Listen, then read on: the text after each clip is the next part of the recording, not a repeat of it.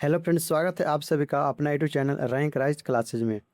तो कैसे हैं आप सभी लोग? उम्मीद करते हैं कि बहुत अच्छे होंगे। तो आज के इस क्लास में हम लोग क्लास 12 का हिंदी का चौथा चैप्टर करने वाले हैं। अभी तक हम लोग पहला, दूसरा और तीसरा चैप्टर का जो है कंप्लीट ऑब्जेक्टिव क्वेश्चन कर दिए हैं।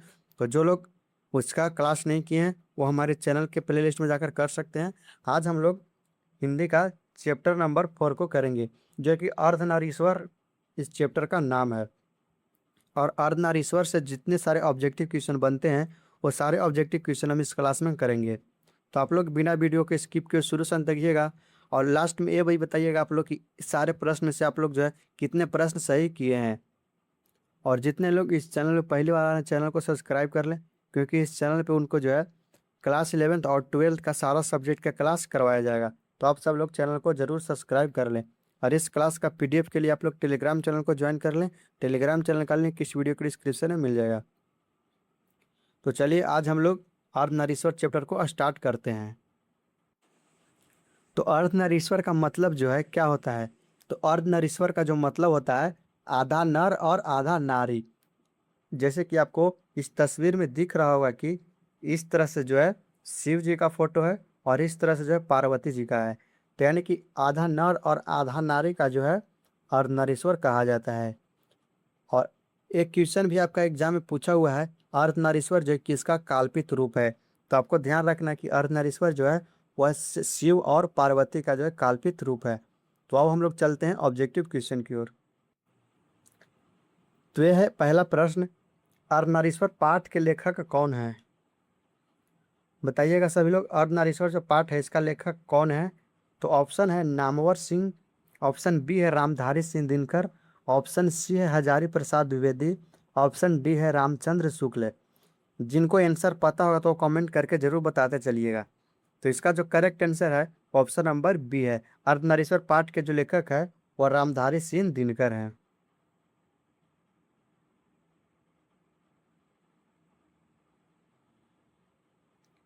नेक्स्ट प्रश्न है, रामधारी सिंह दिनकर की रचना कौन सी है? रामधारी सिंह दिनकर की जो है इनमें से रचना कौन सी है? तो ऑप्शन ए में है उसने कहा था, ऑप्शन बी में है जूठन, ऑप्शन सी में है तिरिच, ऑप्शन डी में है अर्धनारीश्वर। तो रामधारी सिंह दिनकर की जो रचना है वह अर्धनारीश्वर है। और उसने कहा था, इसका जो राइटर यानी कि उसके जो रचनाकार है वह कौन है? अभी आप लोग कमेंट करके जरूर बताइए। तो इसका जो ऑप्शन नंबर डी जो है बिल्कुल करेक्ट है। नेक्स्ट है, दिनकर जी का जन्म बिहार के किस जिले में हुआ था? दिनकर जी का जो जन्म है वह बिहार के किस जिले में हुआ था?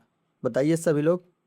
आप सबके सामने ऑप्शन है समस्तीपुर, ऑप्शन बी है बेगूसराय, ऑप्शन सी है पटना, ऑप्शन डी है भोजपुर।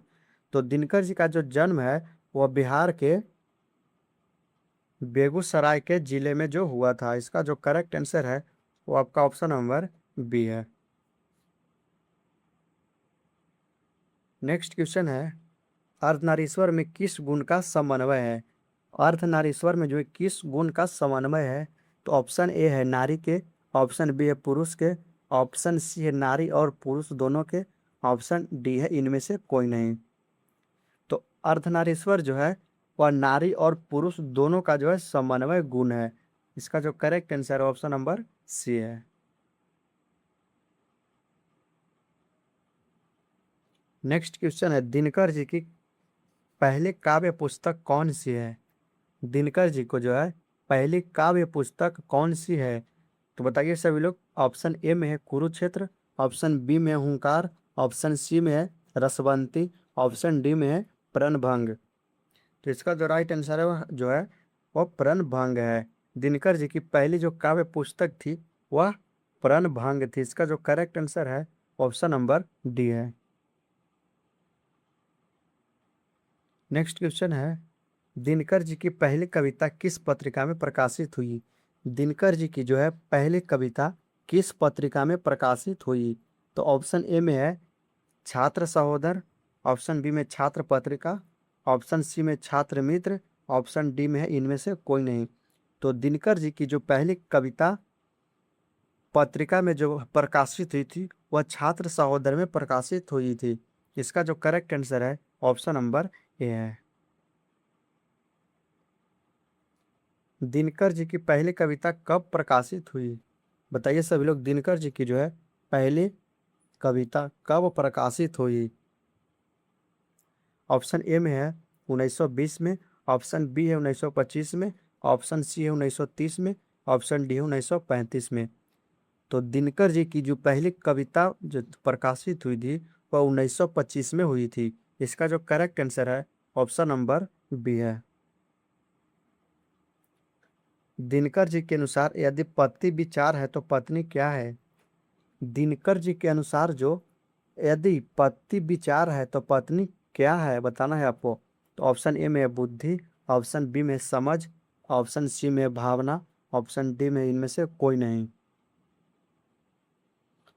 इसका जो करेक्ट आंसर है यदि पति विचार है तो पत्नी भावना है। इसका करेक्ट आंसर जो है ऑप्शन नंबर सी है। नेक्स्ट क्वेश्चन है, बुद्ध और महावीर ने नारियों को कौन सा अधिकार दिया? बताइएगा सभी लोग, बुद्ध और महावीर ने जो है नारियों को कौन सा अधिकार दिया है? तो ऑप्शन ए में है संन्यास लेने का, भिक्षुनी होने का, पति के त्याग का, इनमें से कोई नहीं। तो ये जो है अधिकार भिक्षुनी होने का दिया है। इसका जो करेक्ट आंसर है ऑप्शन नंबर बी है।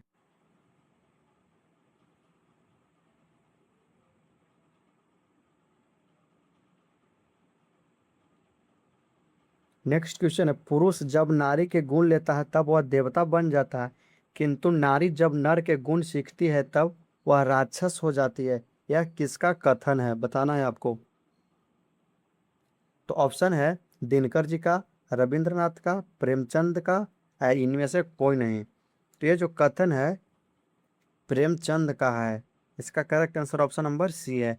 प्रेमचंद ने जो है कहा था कि जब पुरुष नारी के गुण लेता है तब वह देवता बन जाता है, लेकिन वहीं पे अगर नारी जब नर के गुण सीखती है तब वह राक्षस हो जाती है।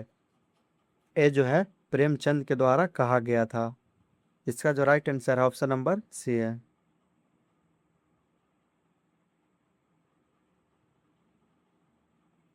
अर्धनारीश्वर का किस विद्या से संबंध है? अर्धनारीश्वर का जो है किस विद्या से संबंध है? तो ऑप्शन ए में है निबंध, ऑप्शन बी है कहानी, ऑप्शन सी है एकांकी, ऑप्शन डी है व्यंग्य। तो बताइए इसका करेक्ट आंसर कौन है? तो अर्धनारीश्वर जो है वह एकांकी विद्या से संबंध है। इसका जो राइट आंसर है ऑप्शन नंबर सी है। किसने अपने जीवन के अंतिम दिनों में नारीत्व की साधना की थी? किसने जो है अपने जीवन के अंतिम दिनों में नारीत्व की साधना की थी? तो ऑप्शन ए है गांधी जी ने, ऑप्शन बी है रविंद्रनाथ ने, ऑप्शन सी है दिनकर जी ने, ऑप्शन डी है उदय प्रकाश ने।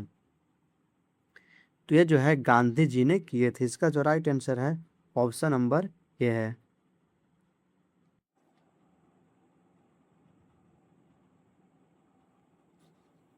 अगला प्रश्न है, अर्धनारीश्वर शंकर और पार्वती का किस प्रकार का रूप है? ऑप्शन है यथार्थ, ऑप्शन बी है काल्पित, ऑप्शन सी है आदर्श, ऑप्शन डी है वास्तविक। तो अर्धनारीश्वर जो है वह शंकर और पार्वती का काल्पित रूप है। इसका जो करेक्ट आंसर है वो ऑप्शन नंबर बी है।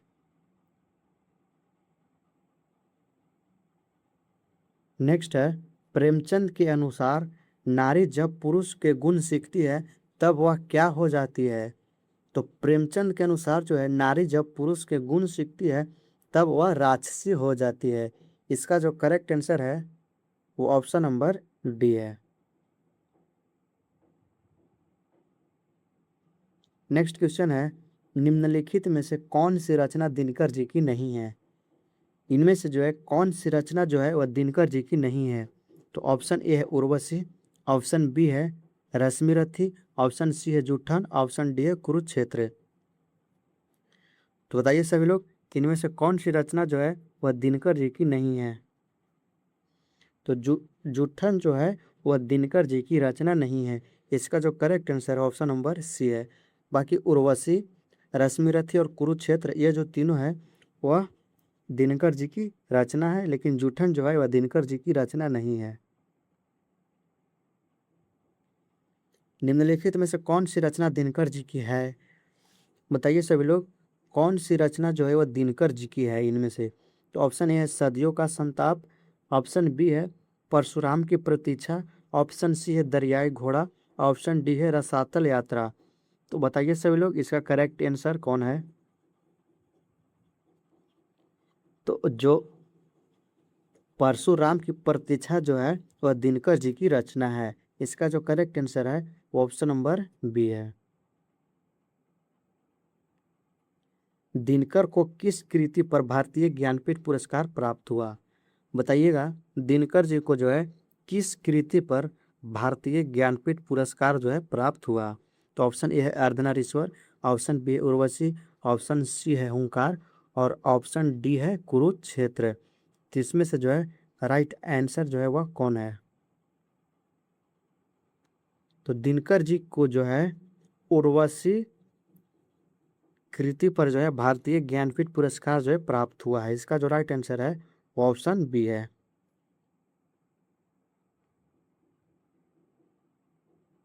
नेक्स्ट है,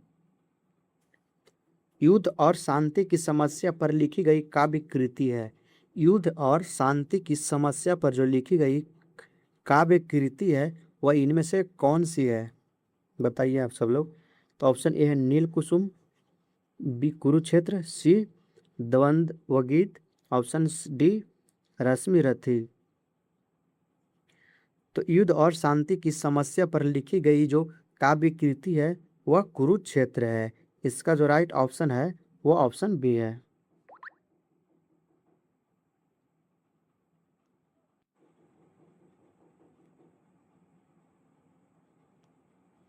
नेक्स्ट है, अर्धनारीश्वर काल्पित रूप है। अर्धनारीश्वर जो है वह किसका काल्पित रूप है? तो ऑप्शन ए है शिव और पार्वती का, ऑप्शन बी है राम और सीता का, ऑप्शन सी है राधा और कृष्णा का, ऑप्शन डी है विष्णु और लक्ष्मी का। तो अर्धनारीश्वर जो है वह शिव और पार्वती का काल्पित रूप है। जैसे कि हम आप लोग वीडियो को फर्स्ट में ही बताए थे कि शिव और पार्वती जो है वह अर्धनारीश्वर का जो है काल्पित रूप है। इसका जो राइट आंसर है वो ऑप्शन ए है।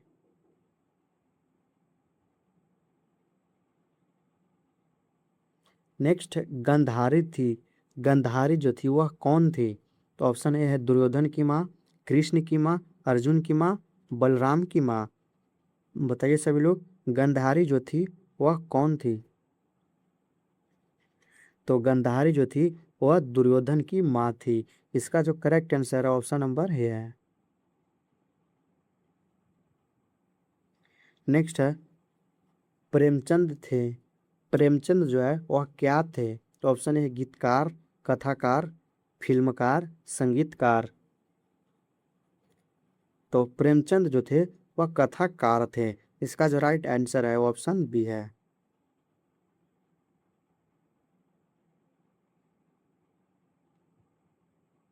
नेक्स्ट है, दिनकर का जन्म कब हुआ था? दिनकर का जो जन्म है वह कब हुआ था? ऑप्शन है 23 सितंबर 1908 को, ऑप्शन बी है 20 दिसंबर 1912 को, ऑप्शन सी है 28 सितंबर 1911 को, ऑप्शन डी है 25 सितंबर 1913 को। तो दिनकर का जो जन्म है वह 23 सितंबर 1908 को हुआ था। इसका जो करेक्ट आंसर है वो ऑप्शन ए है।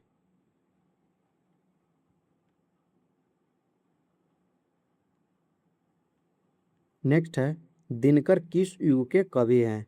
दिनकर जो है वह किस युग के कवि हैं? तो ऑप्शन ए है भारतेंदु युग के, ऑप्शन बी है छायावादी युग के, ऑप्शन सी है छायावादोत्तर युग के, ऑप्शन डी है नव्य काव्यांदोलन युग के। तो बताइए सभी लोग, दिनकर जी जो है वह किस युग के कवि हैं? तो ये जो है,